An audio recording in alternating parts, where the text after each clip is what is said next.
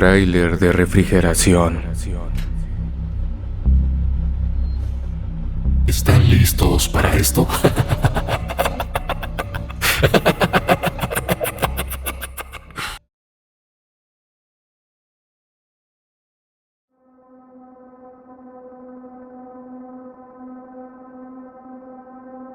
Hace varios años que trabajaba para un distribuidor de maquinaria industrial como transportista de planta. Me sentía como pez en el agua, ya que la paga era decente y me daban prestaciones básicas. En la actualidad tengo 47. Sigo trabajando de trailero, pero ya no en el mismo lugar.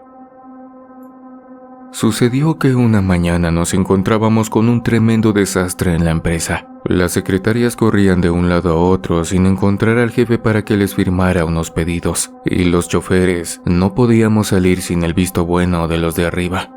Avanzó la mañana sin que las circunstancias mejoraran, y cerca de las 11 llegó la esposa del dueño hecha un mar de lágrimas para informarnos el terrible fallecimiento de su marido. La noticia nos cayó como un cubetazo de agua fría, ya que el hombre solo tenía una hija y ella no se vinculaba con el negocio. Los transportistas guardamos los trailers y las secretarias llamaron a los clientes que ya tenían sus pagos cubiertos, a fin de informarles sobre el inesperado retraso. Acudimos al funeral y al cabo de una semana nos reunieron para informarnos eso que temíamos. La distribuidora no continuaría. Solo se sacarían los encargos pendientes y luego nos liquidarían. Tuvimos una semana de trabajo intenso. Después nos cerraron la puerta en las narices. Al principio no me preocupé, porque el finiquito que me dieron parecía una millonada y mis gastos eran mínimos. Me pasé una semana de maravilla, gastando como si fuera rico. Luego me cayó el 20 de que no podía comportarme de aquel modo y me puse a buscar otro sitio para trabajar. Creí que firmaría un contrato laboral muy rápido, pero me equivoqué. Pasé días yendo de un lado a otro sin éxito. Una tarde, con el ánimo por los suelos, oí que en el ayuntamiento municipal estaban solicitando traileros, así que me puse mi mejor camisa y fui a preguntar. Yo vivo en Ecatepec, Estado de México, y en efecto, la casa gubernamental de mi zona tenía una convocatoria abierta para transportistas. Sin embargo, ya solo quedaban 2 vacantes, una temporal y la otra de planta. La temporal era para laborar en una planta de desechos, mientras que la fija era en las instalaciones del CEMEFO local, o sea, en el Servicio Médico Forense, mismo que en la actualidad se denomina INCIFO. Y las actividades asignadas consistían en trasladar cadáveres para el municipio más violento del estado. Mi primera reacción fue dar las gracias. No obstante, pensé en que quizá no hallaría otra oportunidad como esa en un buen rato y que mejor era asegurar el ingreso. Así que entregué mis papeles y esperé indicaciones. Creí que me dirían, nosotros te llamamos. Pero no, me indicaron que debía de presentarme en la dirección señalada en 2 días para comenzar con mi capacitación lo antes posible. Salí del ayuntamiento con una sensación muy rara y una voz en mi cabeza que repetía: ¿Qué hiciste? ¿Qué hiciste?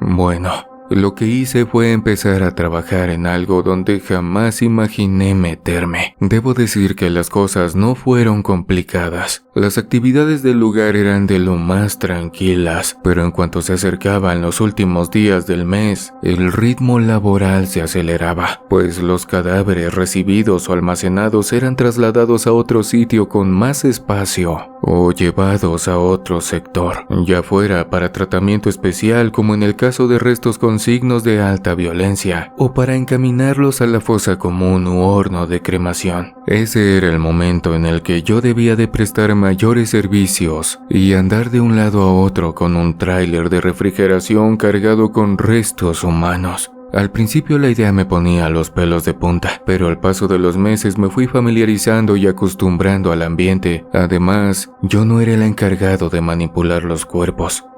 Solamente los transportaba y otros trabajadores complementaban el resto, o sea, los subían a la caja de carga o los bajaban en el destino correspondiente. Mientras eso pasaba, yo llenaba formularios o me detenía a tomarme un café con pan, aunque en ocasiones, cuando el olor era sumamente fuerte, prefería esperarme y desayunar en otro lado.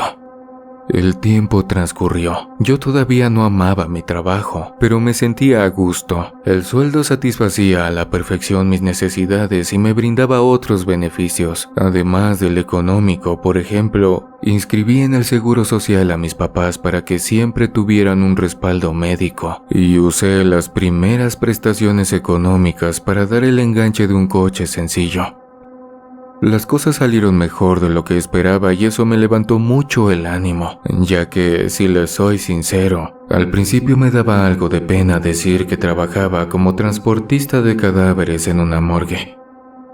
Fueron pasando los meses. Me acoplé al modo de trabajo en ese lugar y comencé a sentirme cómodo, tanto así que llegando el momento, empecé a meterme a las instalaciones para ver qué ocurría allí dentro. De esa forma, me enteré de la impactante labor que desarrollan los médicos forenses y comprendí la importancia de tenerle respeto a la muerte. Pero también puse atención a las cosas inexplicables que ocurren e involucran a los cadáveres. Por ejemplo, eso de que los cuerpos se sientan o se mueven es totalmente cierto.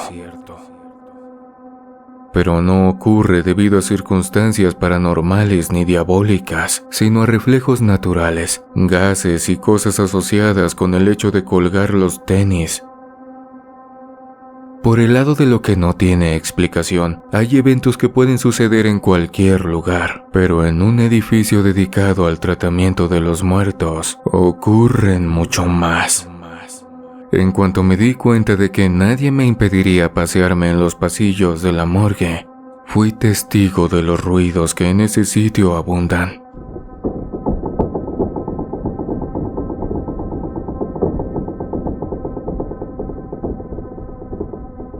Los muebles rechinan.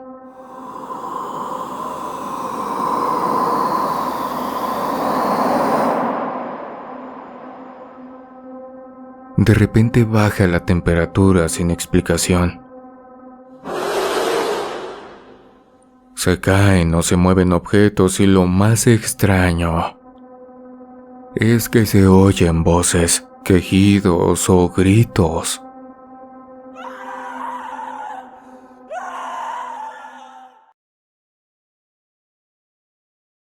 Para mí, que era el nuevo, eso representaba un fenómeno interesante y también muy escalofriante, algo que les daba risa a mis compañeros, acostumbrados a vivir en un terreno donde la vida y la muerte bailan a diario. Así pues, entre sentir curiosidad y miedo, cumplí 1 año en el empleo, y en ese tiempo conocí diversos casos donde comprobé que la muerte no siempre llega en una cómoda cama, al lado de tu gente más querida y en paz. No, para nada. Llevé en el tráiler refrigerante a personas que no fueron reconocidas porque les destrozaron el rostro. También trasladé a los crematorios o fosas comunes bolsas de restos humanos encontrados dentro de terrenos baldíos, en los cuales fueron abandonados después de tratarlos peor que animales. Una de las cosas que más me impactaron fue en la ocasión en la que metieron a la caja de carga unos contenedores con huesos a los que les hicieron pruebas de ADN y cumplieron el lapso de almacenamiento permitido. Como no fueron reclamados, ahora se iban al desecho. Pero el contexto era un poco retorcido, ya que no se trataba de esqueletos completos, sino de una mano encontrada en un canal, una pierna recuperada en una parcela local o un cráneo hallado cerca de una escuela. En fin, hice acopio de anécdotas e historias, pero hay una cosa que sobrepasa al resto de experiencias que enfrenté ahí. Era diciembre, el mes apenas comenzaba y el trabajo se desarrollaba normal. En la primera semana se recibieron 11 cadáveres, 5 mujeres y 6 hombres.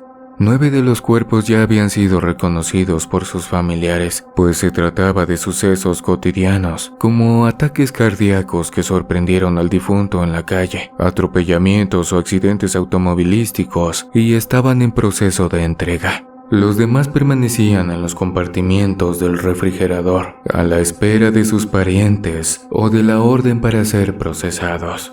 Los días fueron pasando sin novedad. Hoy llegaban unos muertos, mañana se iban otros y así. Para el 10 de diciembre, las autopsias se convirtieron en un desfile de peregrinos que se dirigían a la Basílica de Guadalupe en la Ciudad de México. Planeaban llegar antes del 12, pues ese día se celebra a la Madre de Dios. Puesto que yo no soy muy devoto, me limité a trabajar como si nada, y en los días donde me tocaba hacer traslados, manejé con suma precaución para evitar cualquier percance.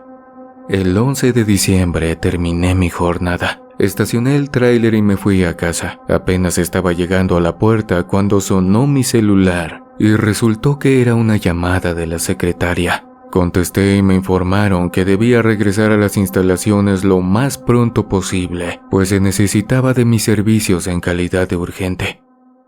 Pregunté qué estaba pasando, y la mujer me dijo que no tenía tiempo para darme detalles, pero que un autobús de peregrinos se había accidentado en la autopista y tenía que ir a recoger los cuerpos.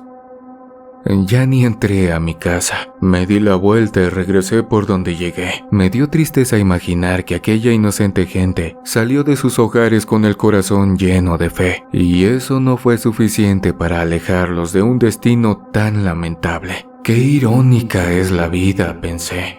Llegué a mi trabajo, corrí al estacionamiento y me dirigí a la autopista con una sensación desagradable en el pecho. Solo cuando estuve frente al volante me di cuenta de algo muy grave. ¿Por qué necesitaban que yo fuera al lugar si normalmente movían los cuerpos en camionetas pequeñas?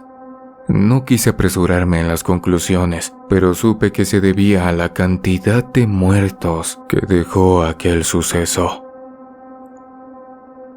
¿Cuántos serían? ¿10, 15 o más? Mis deducciones se quedaron bastante lejos de la cifra real. Grandes detalles que en ocasiones no salen en los noticieros. Tal cual lo pensé, así fue. Más de 50 fallecidos se alineaban en el lugar cuando llegué. Hombres, mujeres, jóvenes, niños y un par de perros que iban de polizontes. El autobús se quedó sin frenos y el chofer quiso pararlo contra un poste. La velocidad era excesiva, así que el impacto inicial resultó devastador para muchos pasajeros, quienes se fueron para enfrente y se golpearon de manera fatal. Pasó un rato antes de que llegaran los servicios de emergencia y cuando lo hicieron, encontraron una escena desoladora. El camión llevaba pasajeros de pie, además de los que iban sentados y según dijeron los paramédicos, viajaban 3 o 4 ciudadanos en cada par de asientos, siendo niños los que se trasladaban sentados en las piernas de sus padres o hermanos. O sea, el autobús iba sobrecargado de manera irresponsable, y quizá eso detonó la dolorosa tragedia. Me causó un inmenso pesar abrir la caja refrigerante y esperar a que subieran de uno en uno los cuerpos. Mientras unos se acomodaban para dirigirse a una morgue fría y desolada, un puñado de sobrevivientes eran colocados en camillas para llevarlos a toda velocidad hasta algún hospital cercano, con la esperanza de que el aliento les alcanzara para llegar, recibir atención y sobrevivir a fin de reencontrarse con sus familias. Más o menos a las 9 de la noche, arranqué y me llevé a los muertos para el CEMEFO. Ahí ya me esperaba toda la plantilla de trabajadores para efectuar las labores pertinentes, incluido informar a los familiares dónde se hallaba su difunto. Del 11 al 13 de diciembre, estuvimos corriendo de un lado a otro. Al estacionamiento no dejaban de llegar mujeres y hombres desesperados, que iban a reconocer a sus hijos, parejas, hermanos, padres y parientes cercanos. Los gritos de dolor se escucharon durante casi todo el día, pero eventualmente los fallecidos fueron reclamados. Algunos familiares pudieron llevarse a la persona de inmediato, pues tenían la solvencia para contratar una carroza a fin de efectuar el funeral cuanto antes. Sin embargo, la mayoría carecía de recursos y tuvieron que esperar hasta el 14, día en que me tocaba a mí, llevar a su gente en el tráiler y entregarla en un pueblo de Aguascalientes, que era su lugar de origen y el punto desde el cual salió la peregrinación. Por decisión funcional, el traslado se llevaría a cabo por la noche. Así encontraría menos tráfico en las carreteras y nos saltaríamos el calor del día. Salí de Ecatepec a las 10 de la noche e inicié un viaje de 7 horas. Una patrulla y un par de coches donde iban parientes de los fallecidos me custodiarían hasta el punto de entrega. Por lo tanto, confié en que todo saldría bien y al día siguiente los cuerpos recibirían sepultura de forma adecuada. Para asegurar eso, el gobierno local ofreció ataúdes y servicios funerarios gratuitos, además de apoyos económicos a las familias afectadas, sobre todo si había niños que hubieran quedado huérfanos. Total. Comencé el viaje, maniobré por la carretera del Estado de México y pronto me incorporé a otra autopista para dirigirme a Aguascalientes. La noche ya estaba instalada y su oscuridad también trajo calma sobre el asfalto. Empecé a ver cada vez menos carros hasta que pasé a encontrar 1 o 2 cada 10 o 15 minutos. El tiempo corría.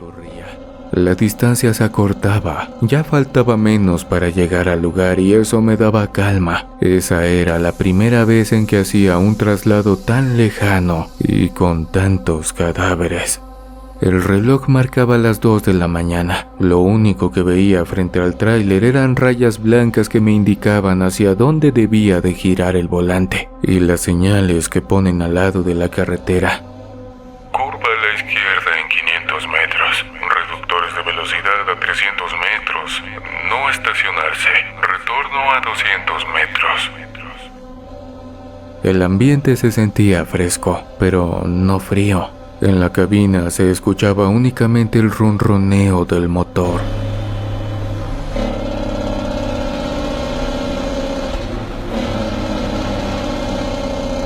Pues cuando me desplazo a zonas alejadas, suelo evitar la música. Me da una agradable sensación de seguridad. Siento que así podré escuchar cualquier alerta y anticiparme a la situación en caso de ser necesario. En medio de esa relativa calma, fue donde comencé a escuchar algo muy raro. Como golpes y rasguños que provenían de la caja. Bajé un poco la velocidad y me quedé oyendo. Ese sonido no se detuvo. De hecho, lo pude distinguir con absoluta claridad y lo asocié a puñetazos o patadas, así como arañazos que hacían chirriar el metal aislante de la cubierta refrigerante. Dado que hay una sección de casi medio metro entre la caja de carga y la cabina, me imaginaba que en el exterior el ruido se escucharía muy fuerte.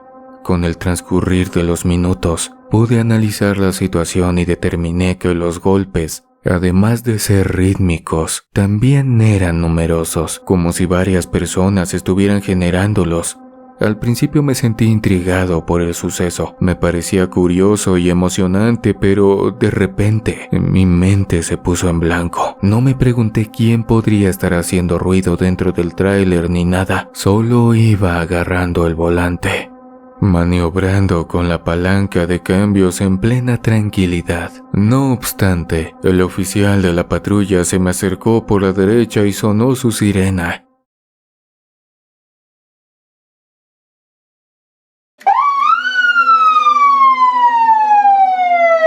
Pensé que se debía a que bajé la velocidad y la dejé así por varios minutos. Gracias a la intervención del policía, recobré la conciencia. Salí de un atontamiento inexplicable y caí en cuenta de que nada ni nadie debería de estar golpeando o rasguñando detrás de mí, porque mi carga eran varias decenas de muertos. Comencé a buscar un lugar seguro para orillarme. A unos 400 metros vi una señal de entronque y en cuanto llegué a él, me salí de la vía. Cuando tuve el tráiler parado, volteé hacia el reloj y se me puso la piel de gallina, pues ya iban a dar las 4 de la mañana. Fue abrumador darme cuenta de que estuve perdido por más de 1 hora y no me percaté de ello. Abrí la puerta y salí de la cabina dando un salto. La patrulla se detuvo detrás del tráiler, dejó las luces encendidas y los otros 2 carros hicieron lo mismo. La luminosidad de los faros nos brindó un agradable resguardo por si pasaban otros vehículos. Acto seguido, el oficial bajó el vidrio de su ventanilla y sacó la cabeza para preguntarme si es que estaba bien, a lo que yo respondí: sí, aunque me sucedió algo muy raro, Poli. Hace poco vi que eran las 2 y ahorita volteé y ya pasan de las 3. El hombre de unos 40 años me miró preocupado y me dijo: ¿En serio? ¿Pero te sientes bien? ¿Tienes sueño? Yo le comenté que no, que estaba acostumbrado a trasnochar y él insistió en saber si me pasaba algo. Como yo no comprendía el porqué de su insistencia, cuestioné si a él le ocurría algo y me explicó: es que bajaste la velocidad hace un buen rato, pero luego la acomodaste y avanzamos bien. Luego hace como 10 minutos aceleraste de golpe y empezaste a vivorear sobre la carretera. Hasta creí que te irías para abajo. Cuando te acomodaste me pasé y te soné la sirena. Escuchar sus palabras me generó un nudo en la garganta. Luego me acordé de los golpes y le confesé lo ocurrido al oficial. Con cierto temor, caminé hacia un costado del tráiler y me quedé escuchando. El policía me siguió, pero no se oía nada. Al ver que estábamos hablando, los familiares que nos seguían también bajaron de sus coches y se acercaron a indagar. Yo dudé un poco y me preparé para explicarles que necesitaba un momento porque me estaba entrando sueño tras el volante.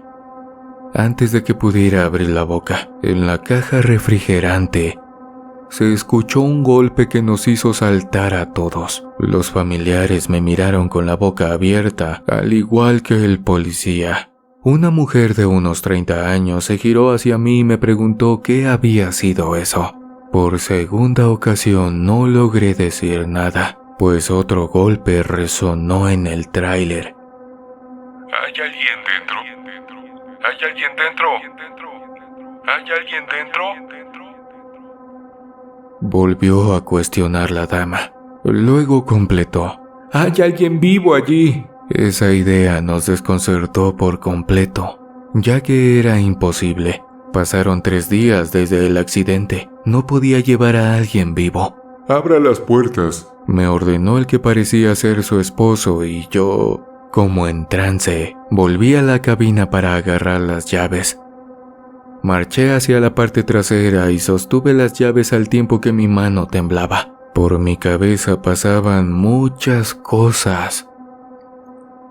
Para empezar, ¿qué haría si al abrir las hojas resultaba que no había nadie? Cualquiera de las 2 opciones me aterraba y no lograba decidir cuál me generaba más miedo. Al notar mis dudas con respecto al abrir la cerradura, el conductor del segundo coche me urgió moverme. Tras unos segundos que parecieron eternos, metí la llave y le di vuelta. Me sentía como en una película de terror e imaginaba que al abrir el tráiler saltaría hacia mí un monstruo, un demonio, una bruja o simplemente me caería encima uno de los muertos que llevaba aguas calientes. Por desgracia no ocurrió nada de eso, sino algo peor. Antes de abrir la caja de carga, del interior salió otro sonido muy distinto.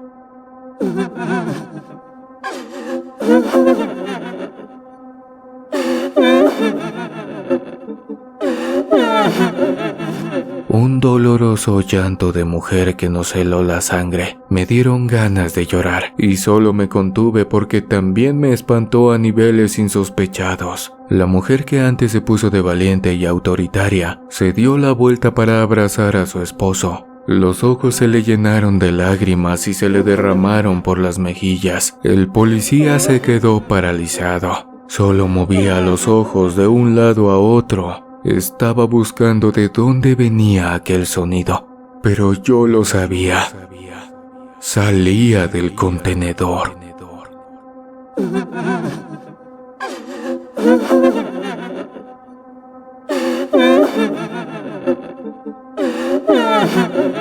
Las llaves se quedaron colgadas, moviéndose como un péndulo. Escuchamos aquel gimoteo por unos 2 minutos. Luego el silencio nos cayó encima con gran pesadez. En cuanto los ánimos se relajaron, el policía avanzó temeroso. Las manos le temblaban más que a mí. Sin embargo, su valor fue tan heroico como la profesión que desempeñaba, y él giró la llave. Se oyó el chasquido de apertura y la puerta se entreabrió. Una enorme nube blanca salió de la caja refrigerante para confirmar que adentro se mantenía un clima helado. Los que estábamos ahí nos quedamos estáticos, esperando la siguiente cosa que pasaría, pero no ocurrió nada raro. Al final recuperé el dominio del mismo y me acerqué para abrir la puerta por completo. Gracias a la luz de los coches, fuimos capaces de observar en el interior de la caja y confirmamos, tal como sospechaba desde el inicio, que no había alguien con existencia.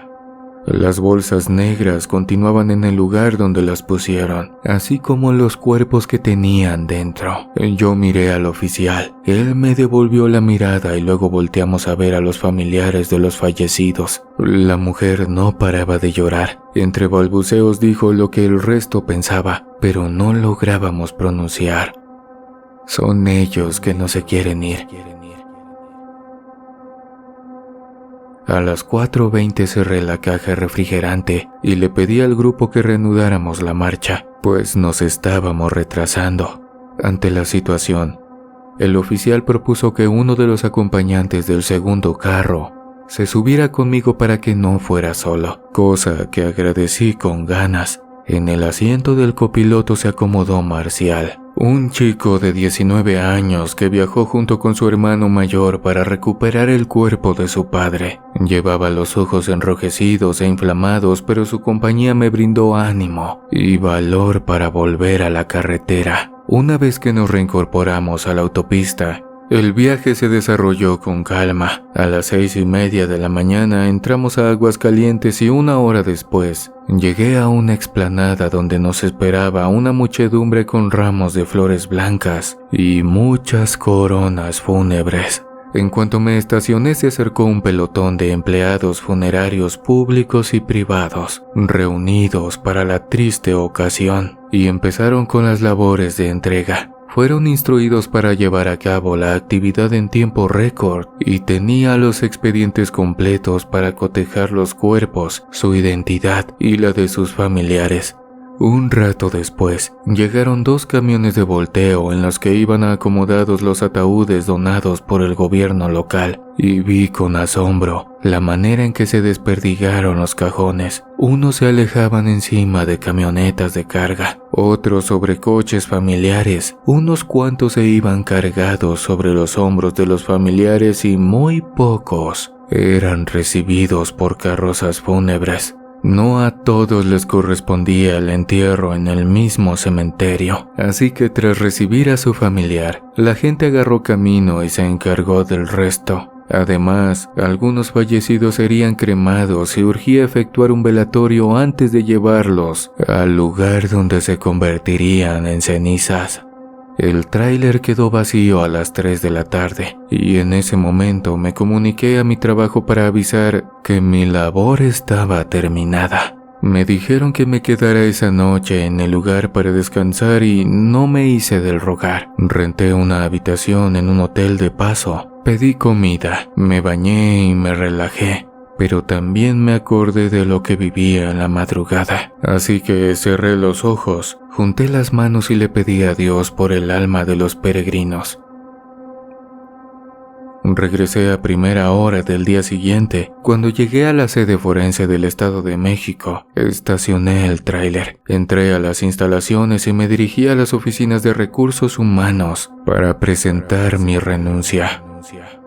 La secretaria se sorprendió, sin embargo, le conté todo y le dije: Sé que las almas, la muerte y este trabajo exigen respeto, el cual doy sin duda. Por desgracia siento que esto fue un aviso. Si el policía no me hubiera llamado la atención, hubiera terminado en un barranco junto con los cadáveres. Llámeme supersticioso o miedoso, a lo mejor eso soy, pero prefiero dejarlo aquí. Semanas adelante me liquidaron bien por ser un empleo de gobierno. Con ese dinero acabé de pagar mi carro y estuve trabajando de taxista por un tiempo. Luego me volví a meter de trailero, aunque a otro lado, uno donde transporto muebles, materias primas y maquinaria. No me arrepiento de haber trabajado para una morgue. Sin embargo, si me lo propusieran otra vez, mi respuesta inmediata sería: no, gracias.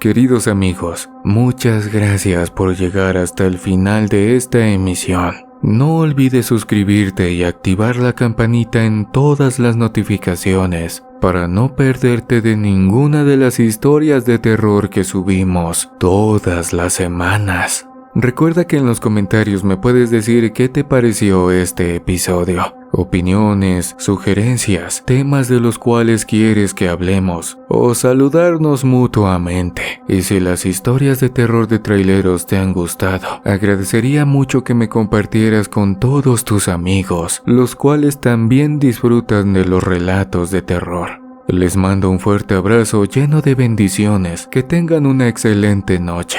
Nos vemos en una siguiente emisión de Oscuro Secreto.